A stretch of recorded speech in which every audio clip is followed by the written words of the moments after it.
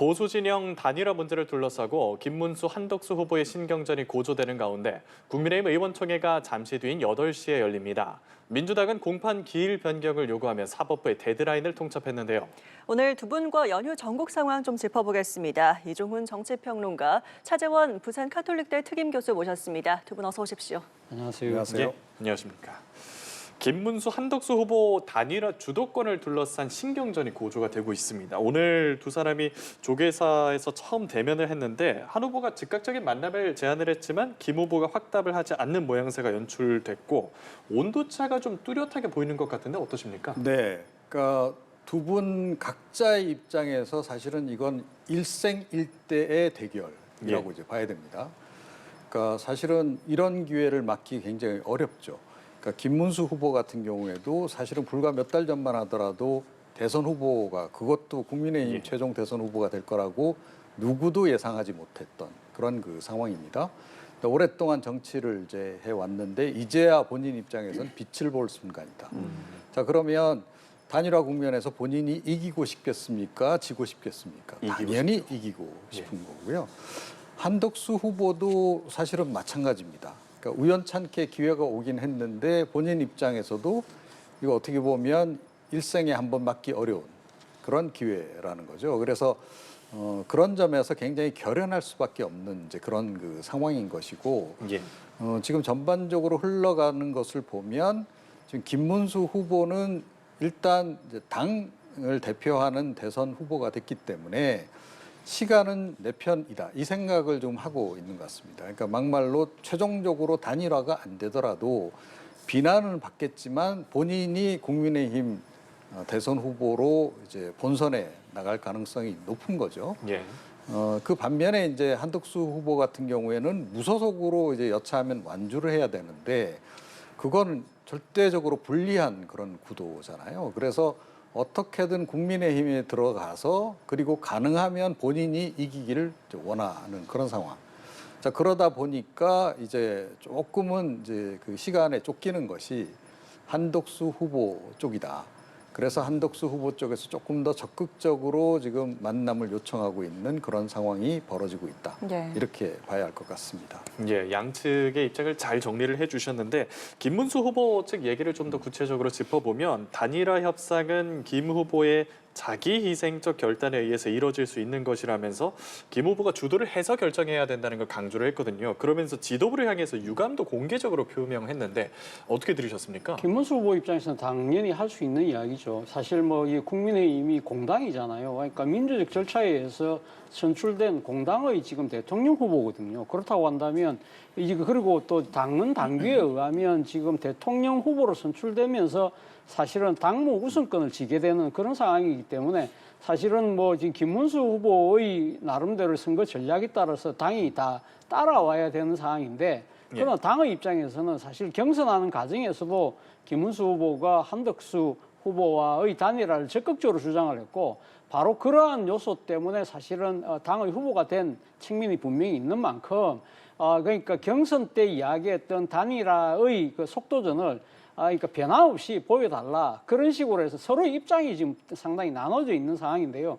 김문수 후보 입장에서는 앞서 말씀하셨지만 본인 입장에서 일생일대의 찬스를 지금 잡은 셈이잖아요. 그리고 본인이 지난 토요일 날 지금 그 후보로 뽑혔는데 바로 지금 한 2, 3일 만에 후보 단일화에 응할 경우에는 여러 가지 지금 현재의 그 객관적인 지표를 봤을 때는 본인이 좀 불리하다. 그렇다고 한다면 이 본인은 그동안 이 당내 경선을 통해서 치열하게 일단 이 그 선거운동 끝에 이 자리까지 왔는데 사실은 한덕수 후보 같은 경우는 당에 입당도 하지 않고 바깥에서 기다리고 있다가 부전승으로 결선전에 진출하는 그러한 모양새이기 때문에 이건 바람직하지 않다고 생각을 하는 것 같고요. 그리고 무엇보다도 서로 간에 이 지금 단일화에 대해서 일종의 뭐랄까 생각이 완전히 다른 거예요. 예를 들면 지금 한덕수 후보 같은 경우는 투스텝 방식이에요. 그러니까 이 국민의힘 후보와의 단일화를 통해서 후보 등록 전에 대통령 선거 후보 등록 전에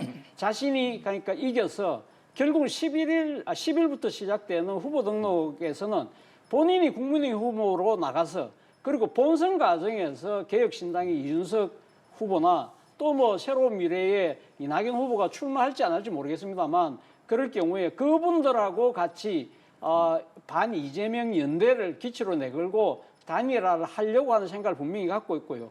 그렇게 될 경우에는 본인 입장에서는 기호 2번을 갖고 갈 수 있고 예.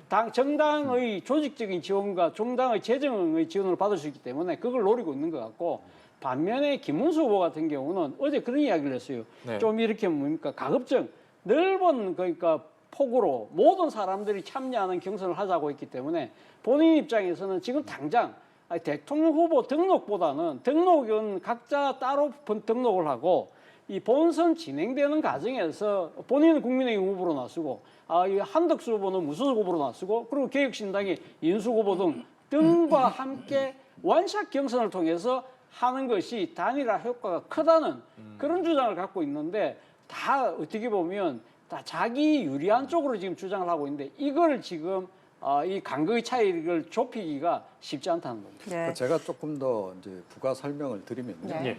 지금 상황은 친윤계와 친김계 간의 갈등이다. 이렇게 봐야 할 것 같습니다. 그러니까 윤석열 전 대통령이나 친윤계, 특히 예. 이제 윤핵관 지도부 같은 경우에는 본인들이 계속 당의 주도권을 가지고 가고 싶을 겁니다. 자, 그런 상황이지만 김문수 후보는 좀 생각이 다른 거죠. 이제 내가 대선 후보가 됐으니까 적어도 이 대선 국면에서는 내가 주도를 하겠다. 그러니까 친윤계 쪽에서도 협조를 해라. 그런 이제 메시지를 이제 보내고 있는 거고요. 예. 그런데 이제 친윤계 입장에서는 약간 좀 불안한 거죠.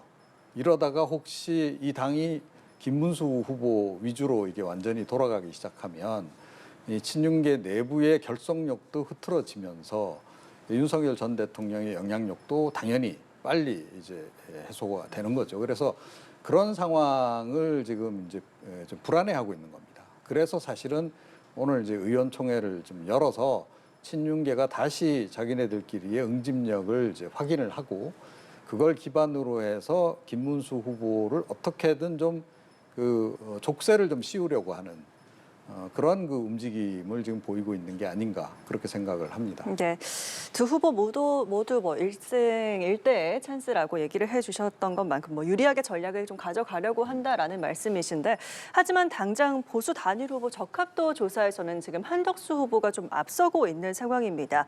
당 내에서는 대선 후보 등록 마감일인 11일을 단일화 데드라인으로 좀 보고 있는데요. 관련한 내용 한기호 국민의힘 의원 발언 통해서 먼저 들어보겠습니다. 이제 김문수 후보와 한덕수 후보에게는 대한민국의 명운이 달린 갈림길에 큰 임무가 주어져 있습니다. 단일화를 염원하는 국민들의 희망에 부응해야 합니다. 5월 11일 이전에 단일화가 이루어져야 합니다. 이 시한을 넘길 경우 투표용지 인쇄를 시작하는 5월 25일까지 지루한 협상으로 국민들에게 외면받는 결과만 초래할 것입니다. 질이 멸렬한 모습을 보이면 이번 대선은 필패입니다. 네, 한기호 국민의힘 의원의 발언을 통해서 또 단일화와 관련한 입장 한번 좀 들어봤는데요. 좀 앞으로 어떻게 흘러갈 거라고 전망하십니까? 일단 뭐 오늘 당 의원총회에서 아마 모르긴 몰라도 아마 결론을 후보 등록, 대통령 선거 후보 등록 이전 11일 전에 하자는 당론이 모아질 가능성이 저는 매우 높다고 봅니다만 문제는 의원총회의 결론을 과연 김문수 후보가 순순히 받아들일 수 있을 것인가.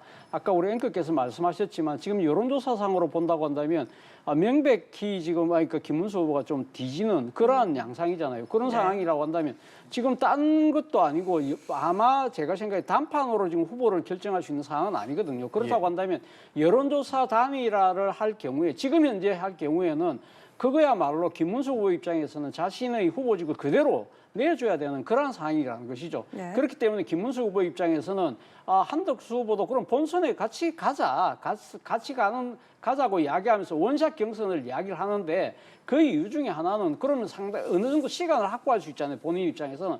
그렇기 때문에 자신은 그러니까 이 공당의 후보로서의 정책과 비전을 나름대로 보여주는 시간을 확보한다고 한다면 이 여론의 반전을 기대할 수 있다. 그럴 경우에 그런 상황에서 본선 무대에서 하는 것이 바람직하다. 그렇게 이야기할 가능성이 저는 상당히 높다고 보는데 문제는 이 11일을 넘어서 한덕수 후보가 만약에 그 무소속으로 후보를 등록할 경우에는요.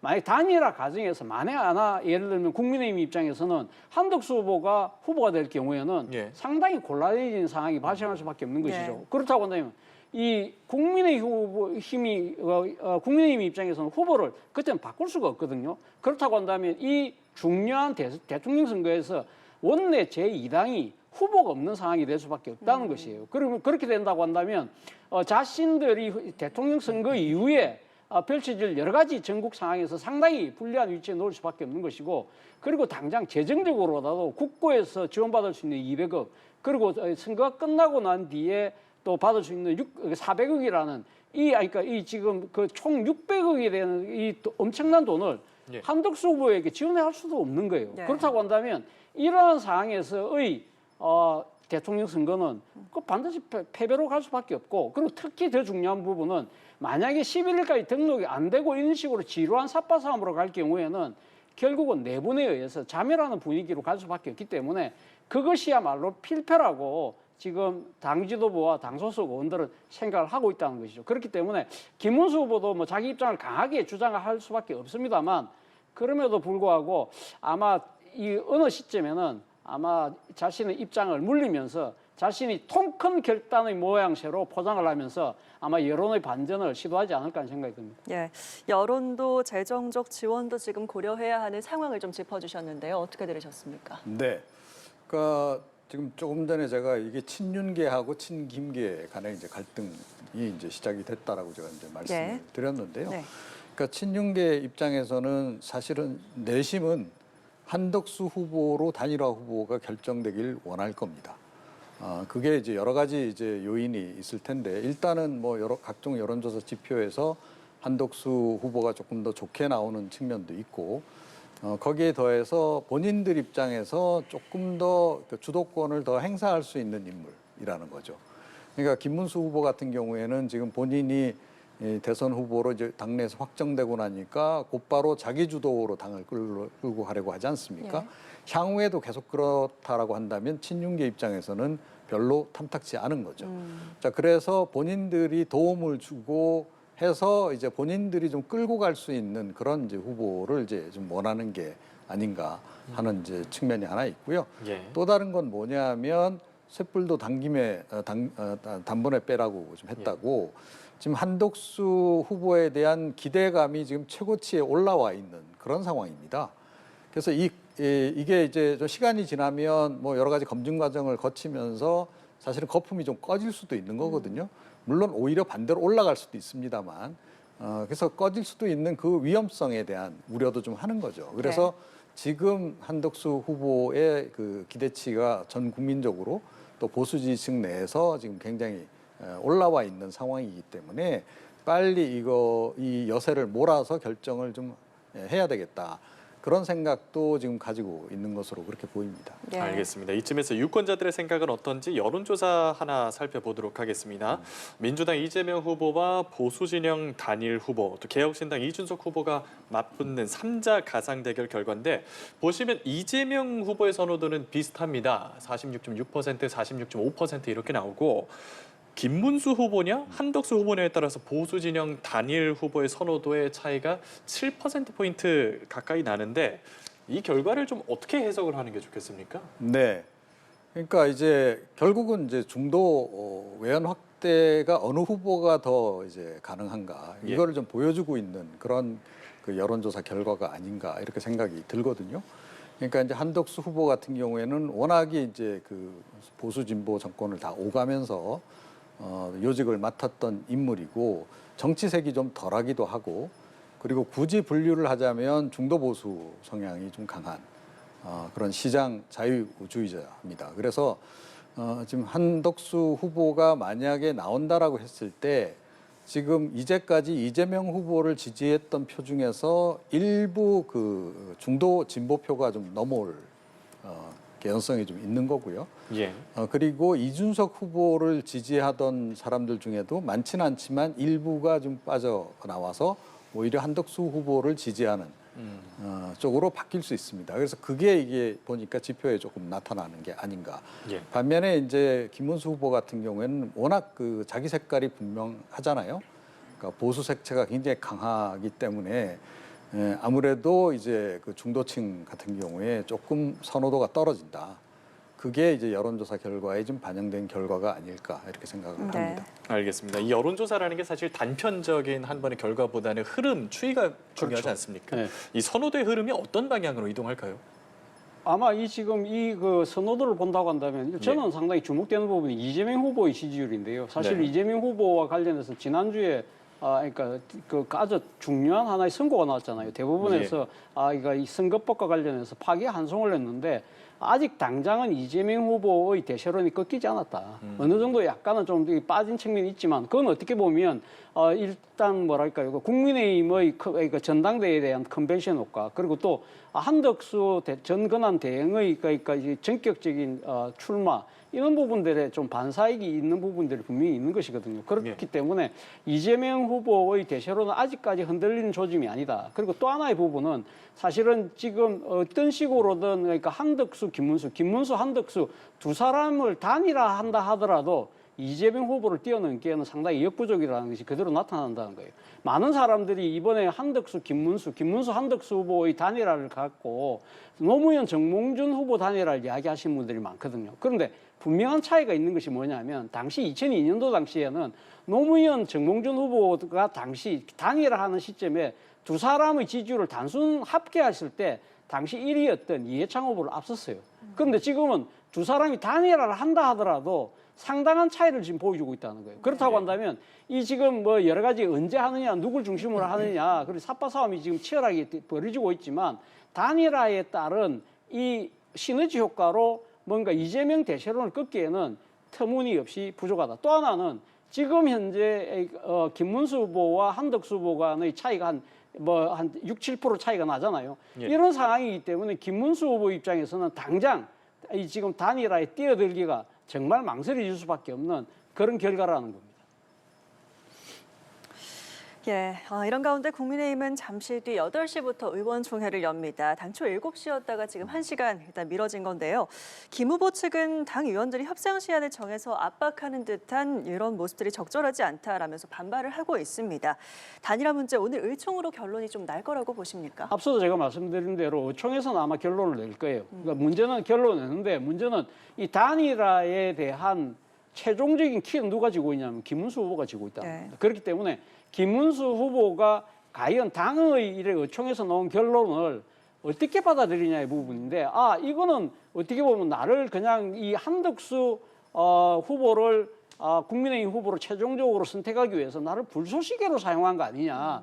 여기에 대해서 강한 불만을 가지게 된다고 한다면 사실 이 단일화 논의 자체가 상당히 힘들어지는 그런 상황이 될 수 있기 때문에 아마 이 지금 의원총회에서도 설사 단일화를 빨리 해야 된다는 식으로 결론을 낸다 하더라도 김문수 후보를 압박하기보다는 어떤 식으로든 달래고 나름대로 이 공감대를 찾아가는 그런 식으로 결론을 모아가야 되지 않을까라는 생각이 듭니다. 김문수 후보가 키를 쥐고 있다. 이걸 받아들일 수 있을지가 관건이다라는 얘기를 해주셨습니다. 오늘 의총 결과 어떻게 좀 전망하십니까? 네.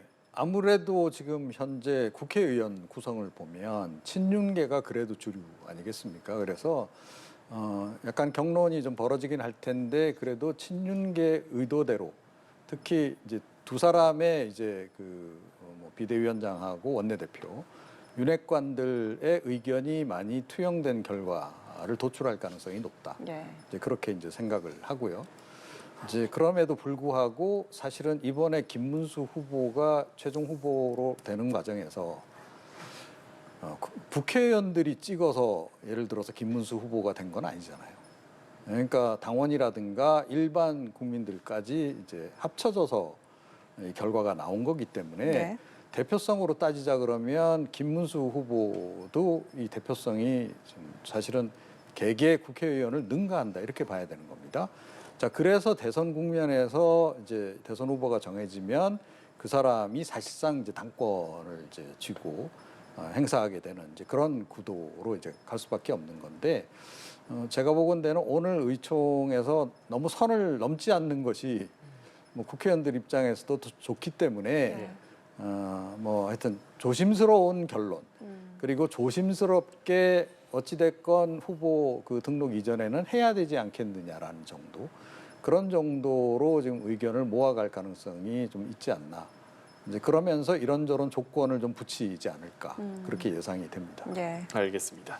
민주당 얘기도 좀 해보겠습니다. 사법부를 향해서 데드라인을 통첩을 했는데 선거운동 시작되는 5월 10일 이전까지 공판 기일을 모두 대선 이후로 변경하라고 요구를 했습니다.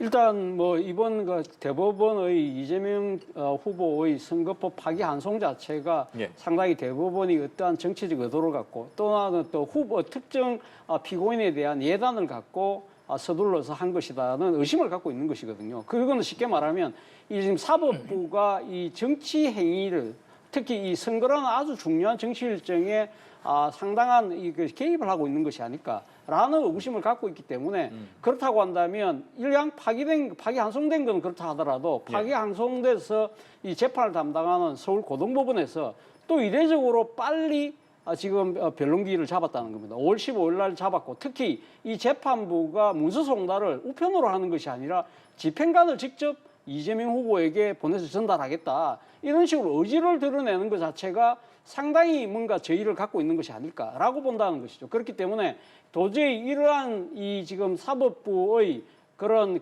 이 재판 속도가 상당히 이례적이고 그것이 정치적인 해석을 나갈 수 있는 만큼 이런 부분들 때문에라도 사법부가 이 지금 재판을 중단한 것이 맞다. 그리고 또 민주당 쪽에서 하는 이야기 중에 하나가 지금 공직선거법상에 후보자 신분 조항이라는 게 있어요. 예를 들면 이 공식 선거 운동이 딱 시작되는 순간, 그러니까 이 7년 이상의 중범죄가 아닌 그런 죄를 지은 사람 같은 경우는 구속이나 기소를 아직 못하도록 아예 법에 지금 명시를 하고 있거든요. 그건 소위 말해서 이 재판 행위가 선거 운동에 영향을 끼치지 말라는 것이 공직선거법의 정신이라는 것이죠. 그렇기 때문에 이러한 공직선거법의 정신에 비춰봤을 때도 이 지금 제 항소심에서 서둘러서 이재명 후보에 대해서 형량을 정하는 행위가 상당히 정치적으로 파장이 나올 수 있는 만큼 하지 말라는 그런 주장이라는 것이죠. 알겠습니다. 파기환송심 재판 일정이 변경이 되지 않으면 입법부가 행사할 수 있는 모든 권한을 총동원하겠다는 방침을 내세웠는데 이게 구체적으로 어떤 방침을 의미하는 걸까요? 글쎄요, 제 머리로는 딱히 떠오르지 않는데요. 예. 그런데 뭐 지금 어찌됐건 최근에 이제 그 민주당이 사법부를 엄청나게 지금 때리고 있는데 너무 과하다. 그러다 보니까 오히려 국민들 눈에는 이재명 후보가 그 뭔가 죄가 있기 때문에 오히려 더 저러는 것으로 그렇게 비치고 있다. 그 부분도 아마 잘 생각을 해야 할 것이다라고 저는 봐요.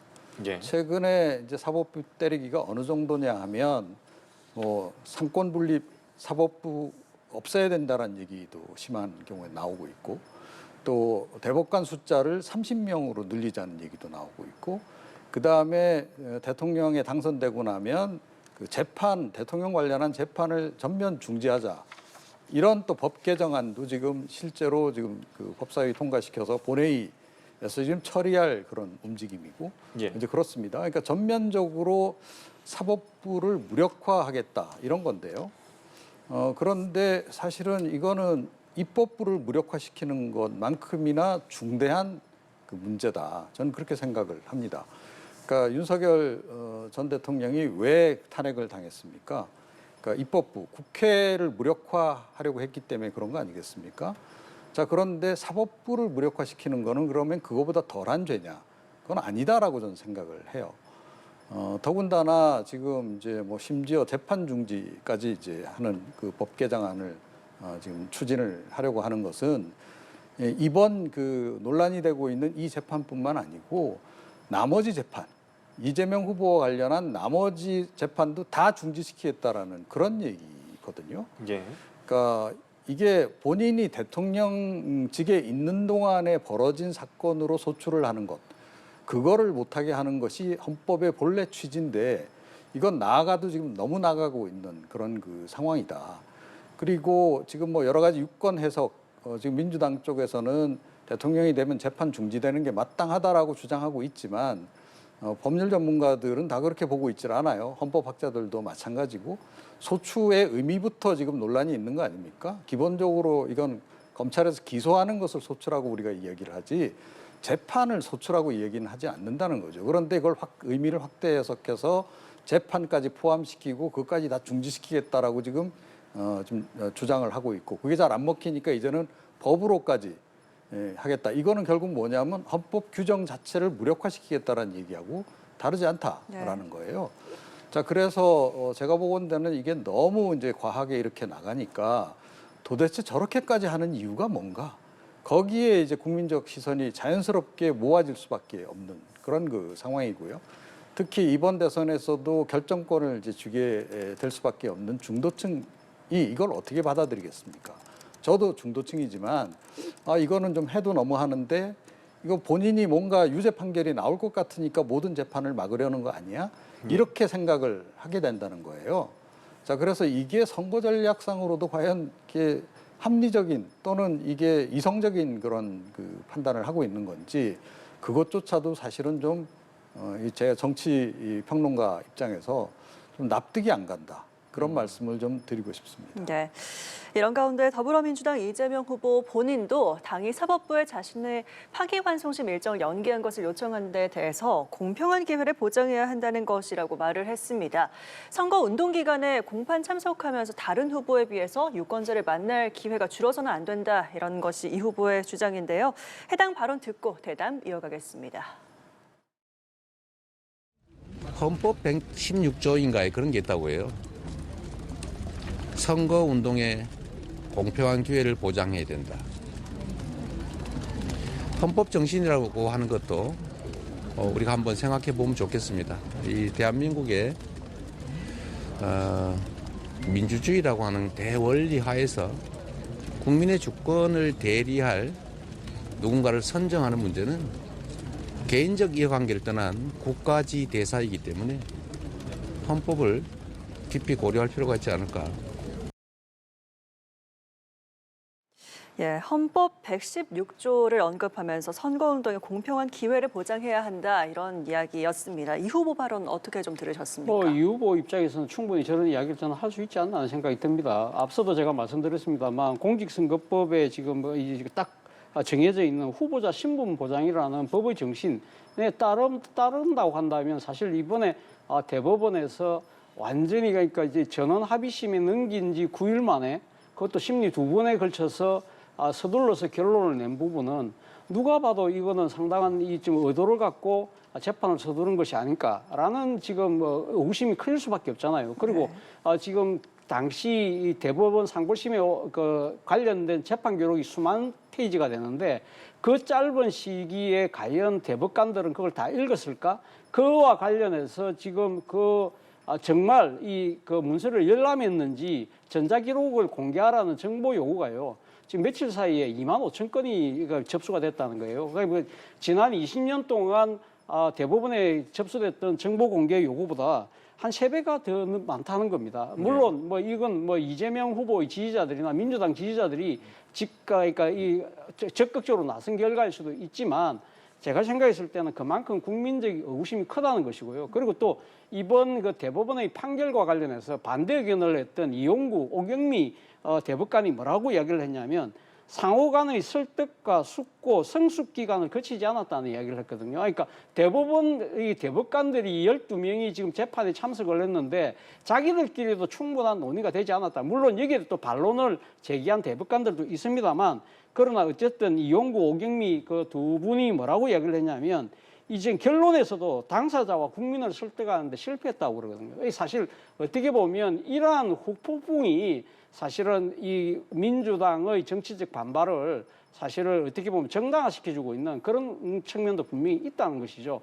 제가 생각했을 때는 저는 민주당이 대법원장이나 대법관에 대한 탄핵을까지 추진하는 것은 명백하게 저는 정치적으로 오버한다고는 보지만 그러나 이 지금 대법원에서 이번의 파기환송과 그리고 지금 서울고등법원에서 보여주고 있는 이례적인 속도전은 이거는 도저히 이 어떻게 보면 일반 국민들 입장에서는 이 주권자인 내가 대통령을 선출하는 이 권리를 어떻게 보면 이 지금 사법 시스템이 지나치게 나의 주권 행사를 제한하고 있는 거 아니냐, 그런 의구심을 충분히 품을 수 있다는 것이죠. 그렇기 때문에 이재명 후보 입장에서는 저런 이야기를 할 수 있습니다만, 좀 더 제가 생각했을 때는 이재명 후보 입장에서는 당에서 지금 일종의 정치적인 검도를 넘어가는 그러한 이 지금 여러 가지 탄핵이나 입법 조치 부분은 조금은 조금 뭐랄까 정치 여유를 갖고 조금 그렇게 한숨을 쉬어가는 그런 타임도 필요하다는 생각이 듭니다. 네, 이 후보 입장에서는 뭐 충분히 할 수 있는 말이다라고 하셨는데 어떻게 들으셨습니까? 글쎄요. 그러니까 본인이 무죄라고 게 확실하다면 2심 재판을 그렇게 끌어서는 안 됐었죠. 오히려. 그러니까 2심 재판 자꾸 끌지 않았습니까? 송달하는 그 서류도 막 계속 기피를 하고. 그래서 그때 빨리 끝냈어야 한다라고 저는 생각을 하고요. 그다음에 지금도 오히려 지금 이제 2심으로 다시 이제 항소심 재판부로 되돌아갔는데 예. 오히려 그 당기자 재판 일정을 당기자라고 이야기를 하는 게 더 낫다라고 생각합니다. 그러니까 15일 날로 일단 공판기일 정하니까 10일 후보 등록하니까 그 이후에 재판을 중지해달라라고 사법부에 요청할 게 아니고 12일 날 후보 등록을 해야 하니 재판을 좀 차라리 당겨주십시오. 저 빨리 무죄로 확정 판결 받고 싶습니다라고 청하는 게 정상이다. 그리고 본인이 이제 선거에서 이제 평등하게 그 선거 운동을 할 수 있는 그 기회 보장을 지금 요구를 하셨는데요. 재판도 마찬가지다. 이재명 후보 재판 그렇게 지연시켰는데 그런 게 일반인들에게 용인이 됐겠습니까? 절대로 용인이 안 되는 일이죠. 이재명 후보가 그 어찌됐건 제1야당의 대표고 또 국회에서 압도적인 다수 의석을 가진 당의 대표였기 때문에 재판부로서도 그걸 하기가 힘들었던 측면이 분명히 존재한다. 그때는 어떻게 보면 일반 국민 입장에서는 혜택받은 재판을 이제 받은 거나 다름없는데 그때는 그런 얘기를 안 하다가 왜 이제 와서 형평성 주장을 하느냐.